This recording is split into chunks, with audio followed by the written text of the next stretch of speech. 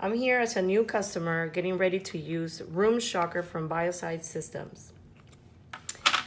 I had previously read all the instructions from this and here.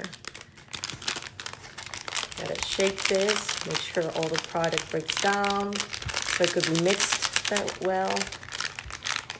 I have everything I need. I need scissors to cut along here, and then last step, add the water. Cut this step, put the content pouch inside the cup, and as a final step, I'm going to be pouring the water into here. I have it on this tray to protect from, there's no fabric here, but to protect the wood.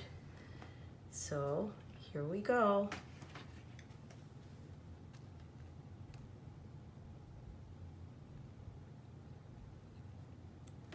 And that gets activated right away.